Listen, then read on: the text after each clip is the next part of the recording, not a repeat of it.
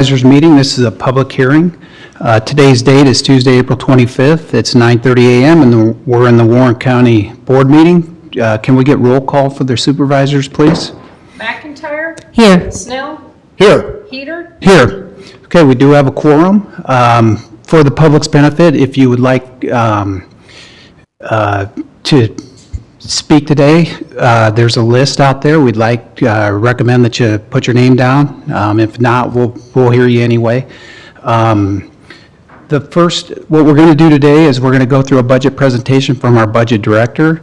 We're going to open up the meeting for a public hearing and comment, and then we'll close the public hearing.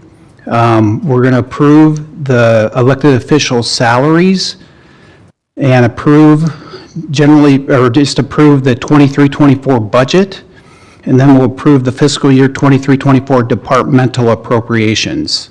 So we have 6 items on our agenda today, and we're glad that the public is here, and we look forward to a positive meeting. So the first item on our agenda is a budget presentation. Okay, so hello. I'm Megan Miner. I'm the budget director. You're going to have to get on a microphone. So we've got one. Can you hear me? You can hear me? Okay. Okay. So we've got the Warren County fiscal year 24 budget is what you're all here for today. I'm going to go over a presentation, kind of an overview of what I'm going to go over are the assessments, a little bit of a levy review, and then going over the budget and the budgeted expenses and the budgeted revenues. So to start off, the 2023 assessments that just came out, just to note, those do not affect this budget. So it doesn't affect the 2024 budget or the taxes right now. Those will come into effect on the fiscal year 25 budget. And the state does limit the statewide taxable value growth. Now that doesn't mean that to 3%, that doesn't mean that an individuals can't go up 3%, but overall the valuation growth cannot actually go over 3% of what you're taxed on. So your taxable value can't go up as a statewide, but your individual can. So that goes into how the rollback is calculated. So currently the rollback is a little above 54%. Early estimates for fiscal year 25, when these current assessments, the 2023 assessments, would put it around 47%, which means that the amount you'll be taxed on is actually likely going to be closer to 47%, where right now it's 54% of your home value. So just to show previous years, in orange, you can see the assessed value, and then the gray bars show you what your actual taxable value are. So you can see that it's about half of your assessed value is what you're actually taxed on. But again, the new assessments don't go into effect for this current budget that we're discussing. So if we're looking out to 2025, and these are obviously very loose estimates because we don't know what the rollback will be, but if we use that estimation of 47% on the county portion of your taxes, this is kind of an estimate of what you could look at as an increase. That's just if the levies stay the same, if everything remained the same. But again, as we get to that budget, things could change. We could end up lowering the levies to even out. So just to kind of alleviate some of the concern that might be for the 2023 assessments. So next, just a brief discussion about the levies. So the county is only a portion of your property taxes. If you look at the average consolidated rate for the current fiscal year, because obviously we don't know all those yet for the upcoming budget year that we're talking about, is about 25.07, whereas the Warren County portion of the roll rate this current fiscal year was 7.85 and then 6.18. So it's just a small portion of your overall property taxes. About 20% of your consolidated property taxes are what we're talking about here today with the budget. So the Warren County is only about 20% on average. It differs from area to area, but about 20% of the overall consolidated tax rate. The rest of property taxes are paid to other taxing entities like schools, cities, townships, colleges, things like that.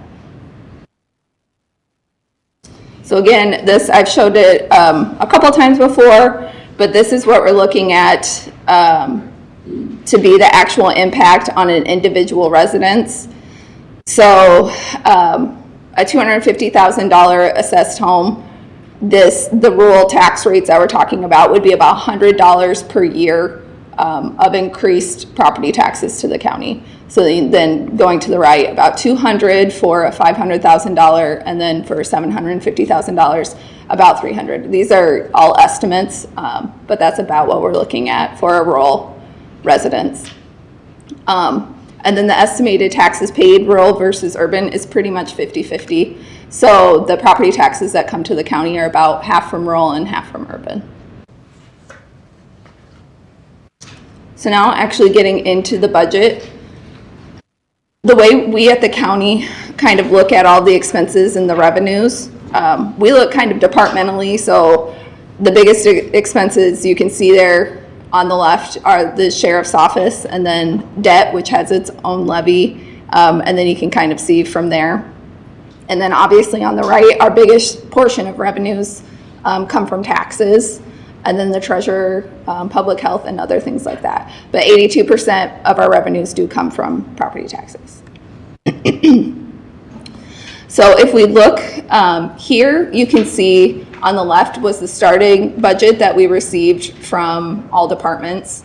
And then that column in yellow on the right is showing the expenses that were ultimately cut from the budget, which equals to about $4.3 million was cut out of the budget to keep it as tight as we could. And again, going over how we kind of think about the expenses and revenues as the county, we kind of think about it per department. So these are all of the fiscal year 23 budgeted expenses and revenues, what we're estimating, and then as well as the fiscal year 24 budget that we're looking at. So this is kind of how we look at things as the county. But we also have to follow the requirements of the state. So this form is obviously really small, but this is what was published in the paper to announce this public hearing today. The way the state, excuse me, looks at things is a little bit different, and I'll go into that on the upcoming slides. But if you're looking at this publication notice, you can see that there's a 51% increase in county environment and education. The reason there's that large of an expense increase in that is because of a $2.18 million in ARPA projects. So those are all not being funded by your taxes. So when you see that 51% increase, the majority of that increase is because of ARPA projects that are coming from the American Rescue Plan Act funds that the county received. So not from taxes. And then the roads and transportation, there's 22.5% increase in that line, and that is due to things like a 78% increase in fuel expenses, a large increase in rock costs, and then the secondary road shop building costs. The almost 20% increase in government services to residents is due in large part to election equipment costs for new election equipment and election costs. And then you'll see a large decrease of 67.8% decrease in capital projects, and that's because of the Justice Center completion. So that just briefly kind of goes over the state form and what they require for us to publish, and to kind of go further into what those numbers mean. I've got the expenses broken out the way that the state requires so that that form can make a little bit more sense. So instead of departments like we look at the recorder, the treasurer, the auditor, board of supervisors, they look at these, what they call service areas. So you can see the largest ones would be roads and transportation at 29%, disbursements and other financing uses, public safety and legal services is at 21%. And I'll go into a little bit more detail of what those each mean. So I've got this for each service area that the state breaks down our budgets into, so first is this public safety and legal services. You can see that that's funded on the left, the funds that fund it, and the funds that you're looking for that are affected by taxes would be the general basic fund, general supplemental, and rural basic. So your public safety and legal services are funded 68% for the general basic, and then if you look on the right, you can see the departments that use the most of the expenses under this area. So that would be the attorney and the sheriff, and that the largest expenses in those areas would be the attorney and sheriff, employee wages and benefits, and then sheriff vehicles. So their next service area is Service Area 3, physical health and social services.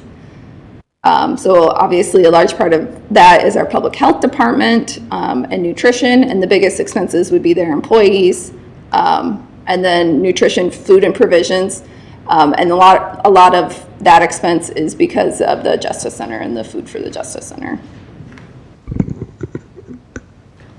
The next service area for the state is Service Area 6, so that's the county environment and education.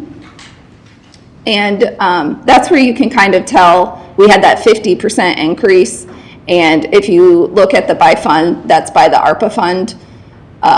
So that's what's causing a large part of that increase. So we have ARPA funded community projects, including the certified sites, and then ARPA funded also county projects.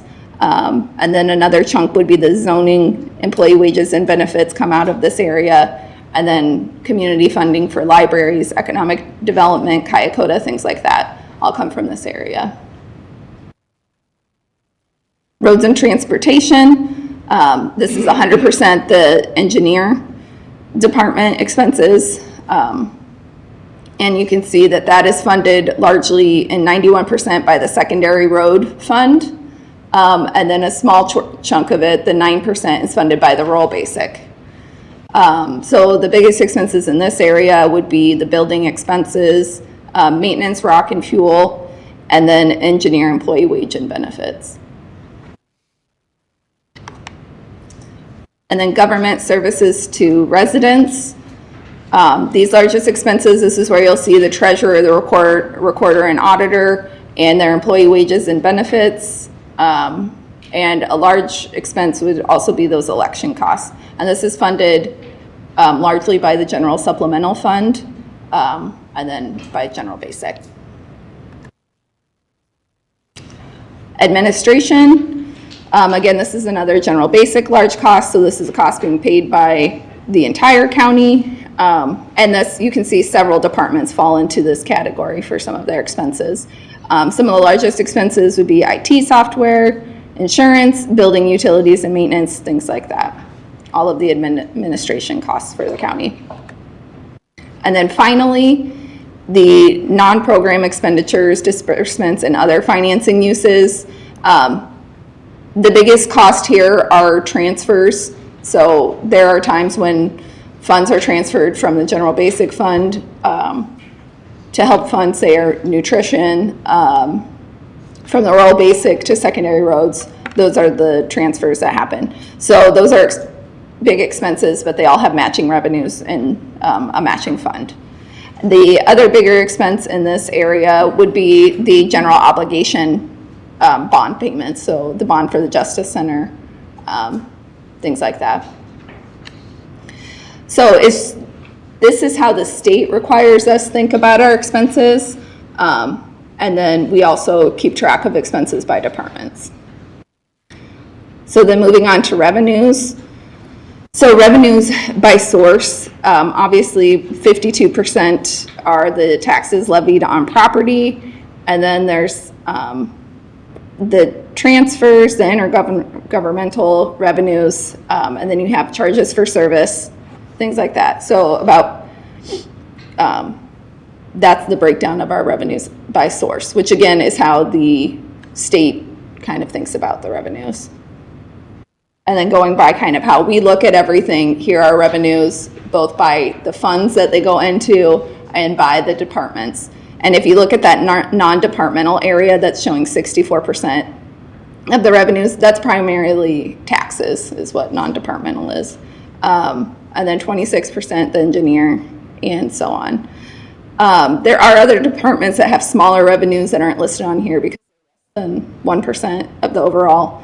And if you're looking at the rural basic fund, which gets about 15% of the overall revenues, local option sales tax makes up about 44% of the rural basic fund revenues, and then property taxes make up about 51% of the revenues that go into the rural basic fund. So that is everything that I have for the budget presentation, and then we'll get into the public hearing, but these slides will be available on the Warren County website. I know that the copies you have are pretty small, so they'll also be there for any more information as well. So thank you. Thank you. Thank you very much, Megan. The next item on our agenda is to open up the public hearing for public comment. I'd like to make a motion to go into public hearing. Second. We have a motion and a second. Roll call, please. McIntyre? Aye. Snell? Aye. Peter? Aye. We're now in public session.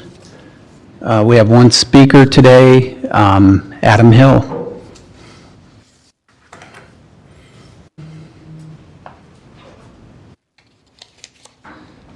Good morning. Thank you for having this public hearing. So some clarity, I think there's been a little confusion maybe on who exactly I am, but I'm a citizen of Warren County. I'm a local farmer. I serve on the Warren County Farm Bureau Board, which is a volunteer organization. I've served on that for about 20 years. So I'm speaking on behalf of our Farm Bureau Board today with the comments I have. So that's a little clarity of who I am if there was confusion amongst the board or the public out there in my speaking events in the past. So today, first of all, thank you for, I see we've got a full transfer of the 3.25 million to secondary roads, so thank you for the full transfer of that. Our issue still stands with our ending fund balance. It's excessive. There's definitely room there for not a dollar increase. And I know that it's only $100 to a $250,000 home or $200 to a $500,000 home, but that's still $100 or that's still $200 to people that I don't know that it's necessary. So you've kind of heard my spiel. A lot of people have heard my talking points on that ending fund balance in the past. So I will stop at this moment and just ask the board, and maybe you can't speak to me, but are you willing to turn down this budget and go back to the $1.67 tax levy rate rather than the increase of $1? Mm-hmm.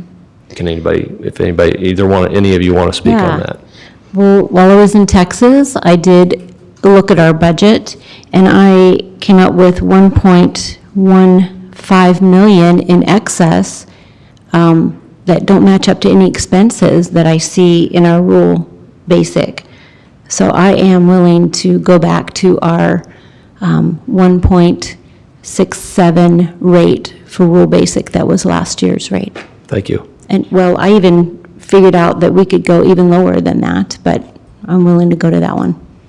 I think it's simple enough to keep it flat and not have a property tax increase. Evaluations will go up. There'll still be somewhat of an increase. This won't control everything. There's, like you said, Megan, thank you, nice presentation, but like Megan said, this is only a part of it. So for anybody out there, schools, other things, taxes may still go up, but the levy rate, if we can keep it the same, which I think we can, Right. That'd be great to have. Darren or Mark, if you don't want to speak on it, you don't have to. I'm just asking. I'm happy to speak, and I've on multiple occasions laid out where I stand on it. We have had an increase in our engineer's budget from $6.2 million 4 years ago to, I think, $12.9 million this year.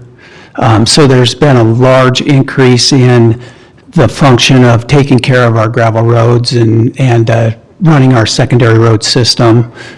There's also considerable legislation on the table right now for local option sales tax. We don't know where that's particularly going to land. That was $2 million in revenue. That is kind of up in the air, and we don't know where it stands. I think it's a nominal increase for what is facing the county relative to just overall costs for the road system.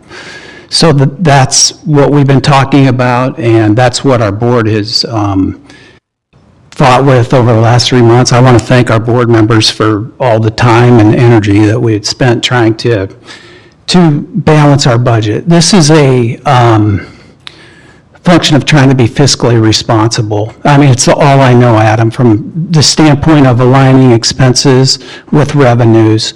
And I think the county has a lot at stake as we're trying to figure out the future. You know, what's going to happen to our revenue, what's going to happen to our costs. There's a lot up in the air with costs, with employee wages and aggregate costs, equipment costs. The numbers are scary high, diesel fuel costs and the percentages. So, I mean, I'm going to stand where I'm at, and I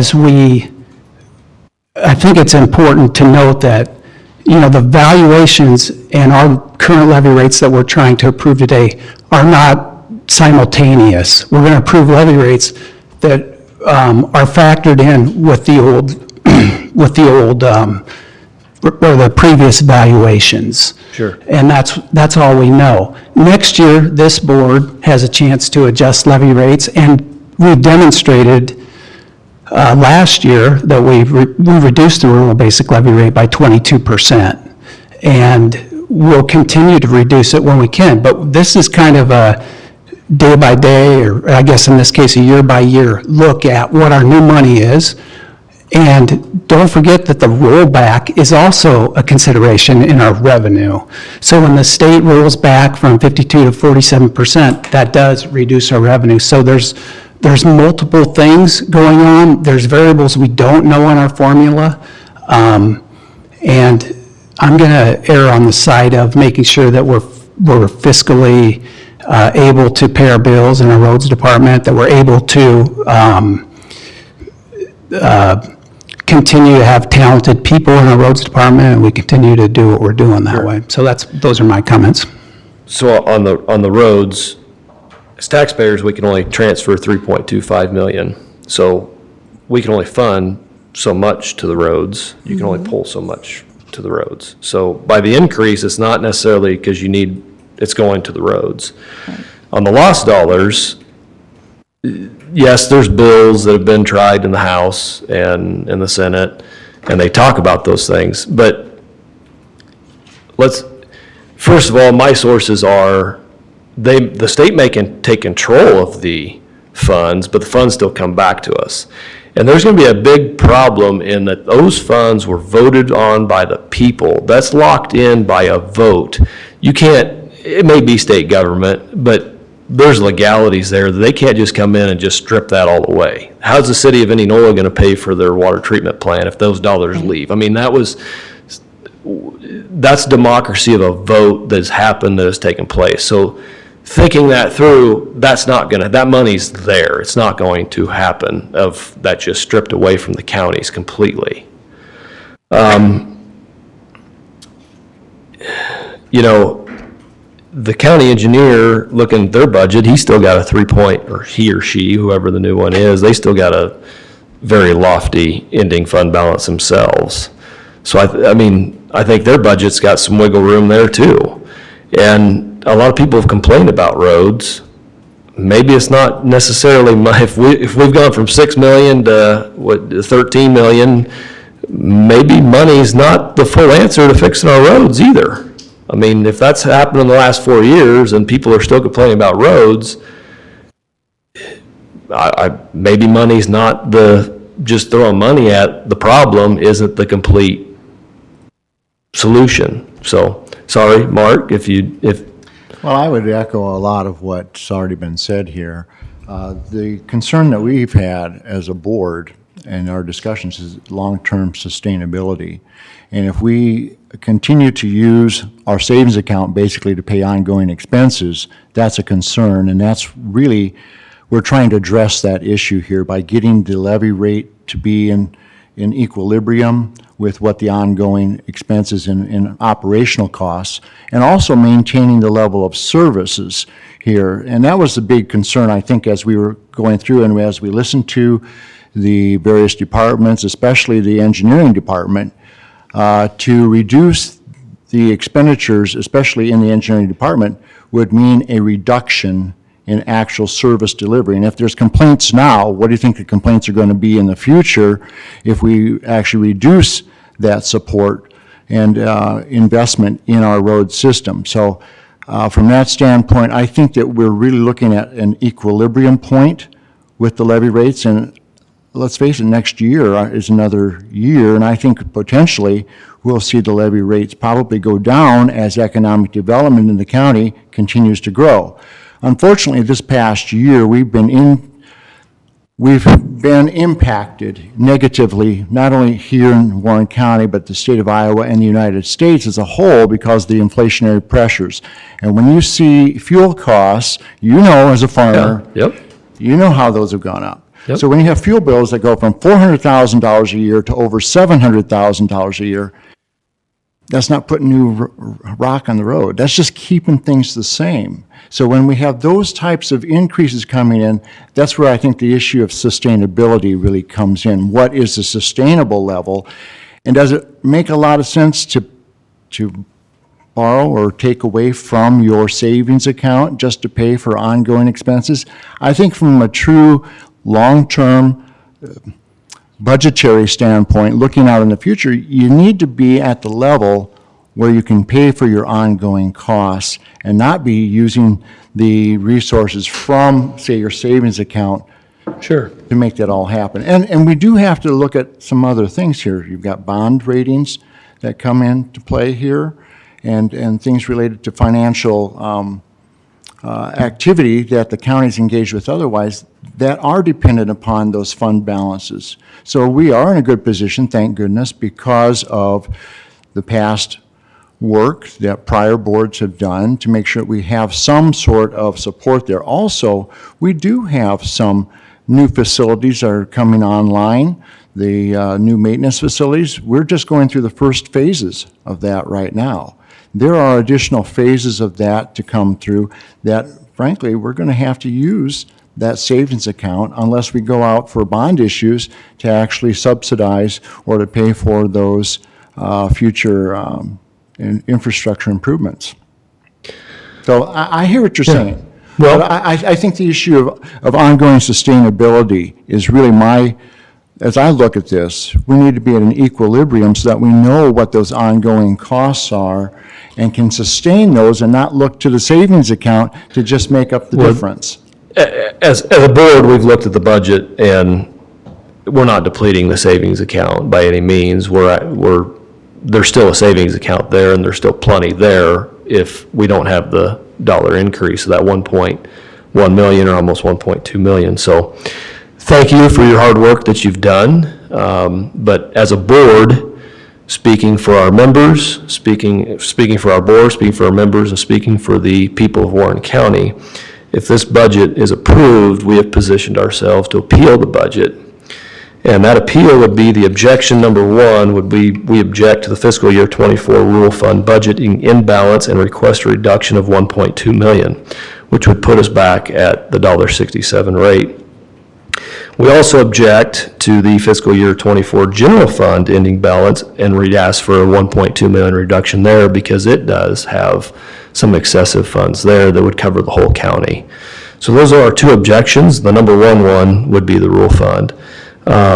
So we've got a petition here. I want you guys to be aware of that, and we will start that process after today if this budget is approved. Thank you.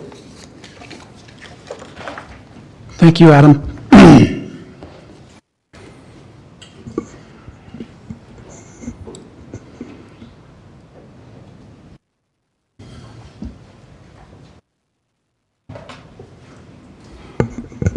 Okay. concludes the list of speakers. I'd like to make a motion to close the public hearing. Second? We have a motion and a second. Roll call, please. McIntyre. Aye. Snow. Aye. Peter. Aye. Okay, we're now back into our regular public meeting. So the next item on our agenda is to approve the fiscal year 2023-2024 elected officials' salaries.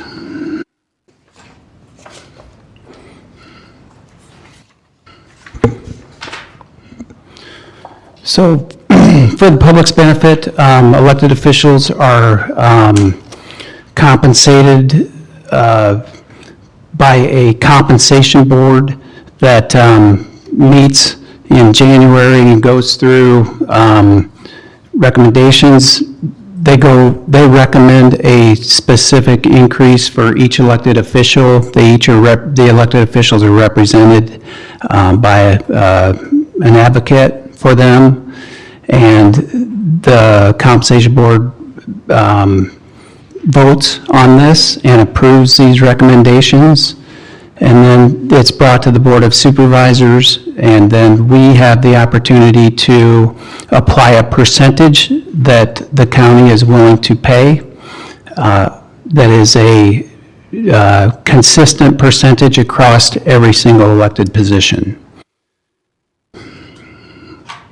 So does the board have any questions or comments on the resolution that's in front of you?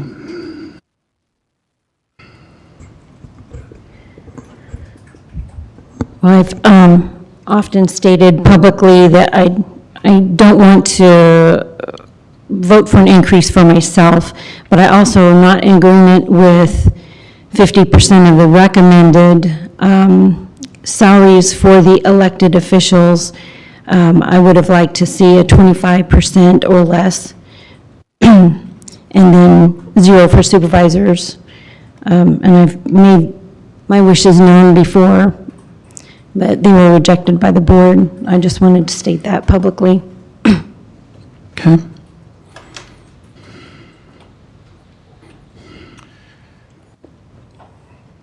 You have anything?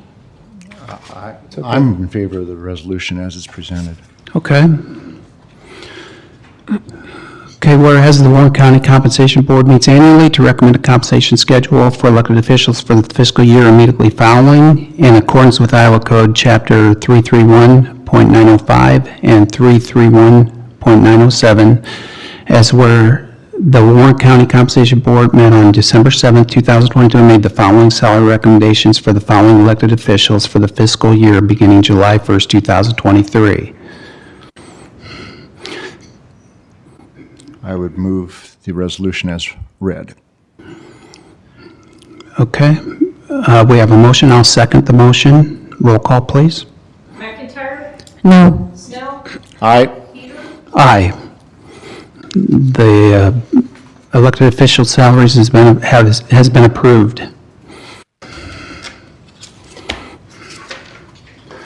The next item on the agenda is to approve the fiscal year 2023-2024 budget.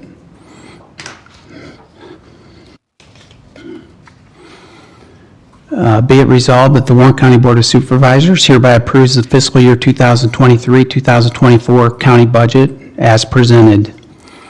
Roll call, please. I'll second that. Thank you very much. We have a motion and a second. McIntyre. Nay. Snow. Aye. Peter. Aye. The 2023-2024 budget has been approved by the Board of Supervisors. The last item on our agenda is to approve the fiscal year 2023-2024 departmental appropriations. I would move the resolution that the departmental appropriation of 100% of the county budget are hereby approved effective July 1 for fiscal year '24 as reflected in the attached document. I'll second. Roll call, please. McIntyre. Nay. Snow. Aye. Peter. Aye. Motion passes. I'll make a motion to adjourn our meeting. Second. Second. We have a motion and a second. Roll call, please. McIntyre. Aye. Snell. Aye. Peter. Aye. Thank you for attending.